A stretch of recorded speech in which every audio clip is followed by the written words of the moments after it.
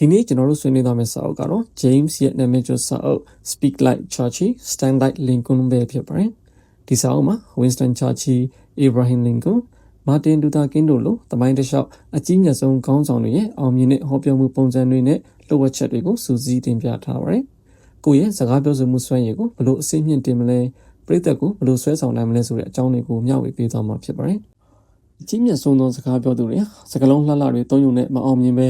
သူတို့ရဲ့အောင်မြင်မှုဟာခိုင်မာတဲ့စိတ်ကူးဉာဏ်ပေါ်မှာမူတည်တဲ့ဆိုတာကိုဥစွာနားလည်ဖို့လိုအပ်ပါတယ်။ကိုပြောမယ့်အကြောင်းအရာတစ်ခုလုံးအတွက်အဓိကစိတ်ကူးတစ်ခုကိုသာရွေးချယ်ပြီးအဲ့ဒါကိုပရိသတ်ရဲ့စိတ်ထဲမှာဆွေးမြေ့သွားအောင်တင်ဆက်ရပါမယ်။ချာချီဟာဒုတိယကမ္ဘာစစ်အတွင်းမှာဗြိတိန်နိုင်ငံသားတွေကိုဘယ်တော့မှအရှုံးမပေးရ Never give in ဆိုတဲ့ရိုးရှင်းတဲ့အချက်တစ်ချက်နဲ့လုံဆော်ခဲ့ပါတယ်။လူတွေဟာအချက်လက်ထက်ခန်းစားချက်ကိုပုံမှန်မိတတ်တာကြောင့်လင်ကွန်းလိုခေါင်းဆောင်မျိုးဟာတရားမျှတမှုစာနာမှုလိုမျိုးအခြေခံကြတဲ့လူသားတွေရဲ့စိတ်ခံစားမှုတွေကိုထိမိအောင်ပြောဆိုနိုင်ခဲ့ပါတယ်။ဟောပြောမှုရဲ့ပထမဆုံးစက္ကန့်30ဟာအရေးအကြီးဆုံးပဲဖြစ်တာကြောင့်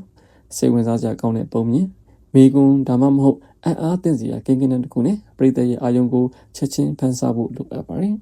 ။တင်ဆက်မှုစွမ်းရည်ကိုမြင့်တင်ရမှာချာချီရဲ့နီလန်ကအလွန်အစွမ်းထပ်ပါတယ်။သူဟာသူ့ရဲ့မိကွန်းတွေမှာရိုးရှင်းပေမဲ့အားကောင်းတဲ့မျက်စိထဲမြင်အောင်လာအောင်စွမ်းဆောင်နိုင်တဲ့စကားလုံးတွေကိုအသုံးပြုတတ်ပါတယ်။အောင်မြင်တဲ့ဟောပြောမှုတွေဟာအများသောအားဖြင့်တူတူနဲ့ထိရောက်ပါတယ်။လင်ကွန်းရဲ့မိကွန်းတွေလိုပဲအချိန်တုန်းအတွင်းမှာအဓိပ္ပာယ်ပြည့်တဲ့စကားလုံးတွေကိုအသုံးပြုပြီးမလိုအပ်တဲ့စကားလုံးတွေရှည်လျားတဲ့ဝါကြတွေကိုရှောင်ကျဉ်ဖို့လိုအပ်ပါတယ်။ဒါအပြင်အကောင်းဆုံးစကားပြောသူတွေဟာခဏရန်နာလိုက်ခြင်းရဲ့စွမ်းအားကိုနားလည်ပါတယ်။အရေးကြီးတဲ့အချက်တစ်ခုကိုပြောပြီးတဲ့အခါခဏရန်နာလိုက်ခြင်းဟာပရိသတ်ကိုစဉ်းစားဖို့အချိန်ပေးပြီးစကားလုံးတွေကိုပို့ပြီးအလေးအနက်ရှိစေပါတယ်။အခြားသူတယောက်ကိုအတူခိုးဖို့မကြိုးစားပဲ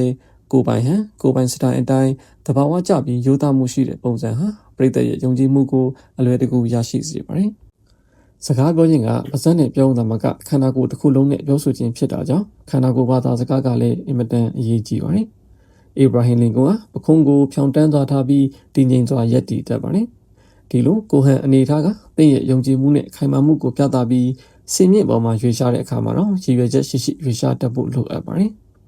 သင်ရဲ့လက်အမူအရာတွေဟာစကားလုံးတွေကိုအားဖြည့်ပေးပြီးနှလုံးချင်းစုံခြင်းကပရိသတ်နဲ့တိုက်ရိုက်ချိတ်ဆက်ပေးပါတယ်။တဦးချင်းစီကိုနှလုံးချင်းစုံပြီးစကားပြောခြင်းအဖြစ်သင်ကိုရိုသားပြီးယုံကြည်မှုရှိတဲ့လူအဖြစ်ပေါ်လွင်စေပါတယ်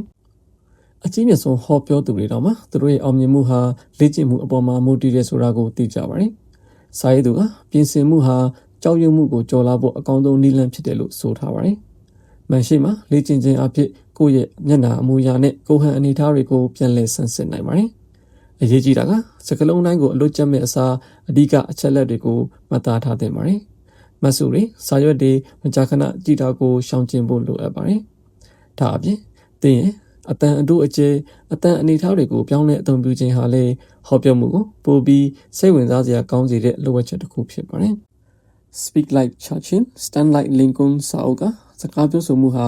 မွေးရပါရမီမဟုတ်ပဲလေ့လာသင်ယူပြီးလေ့ကျင့်နိုင်တဲ့ကျွမ်းကျင်မှုတစ်ခုအဖြစ်အကြောင်းသိမြင်စေခဲ့ပါတယ်။သမိုင်းဝင်ခေါင်းဆောင်တွေရဲ့လိုအပ်ချက်တွေကိုနားလည်ခြင်းအပြင်ကျွန်တော်တို့ကမိမိတို့ရဲ့အကြံဉာဏ်တွေကိုပုံမကျပြတ်စေပြီးပရိသတ်ရဲ့နှလုံးသားနဲ့စိတ်ကူးဉာဏ်ကိုလွှမ်းမိုးနိုင်တဲ့စွမ်းရည်ကိုတည်ဆောက်နိုင်ပါတယ်။ဒါကြောင့်သင်ပြောခြင်းတဲ့စိတ်ကူးတစ်ခုကိုရိုးရှင်းစွာရှာဖွေပြီးဆရာထက်သန်မှုအပြည့်နဲ့လေ့ကျင့်ကခန္ဓာကိုယ်ဘာသာစကားကိုကိုယ်ပိုင်ဟန်နဲ့ရှင်တွဲပြီးအသုံးပြုခြင်းအပြင်ပရိသတ်ကိုဆွဲဆောင်နိုင်တဲ့စကားဟောပြောမှုကျွမ်းကျင်သူဖြစ်လာပါစေလို့ဆန္ဒပြုလိုက်ပါတယ်။အဆုံးထိနားထောင်ပေးတဲ့အတွက်ကျေးဇူးတင်ပါတယ်။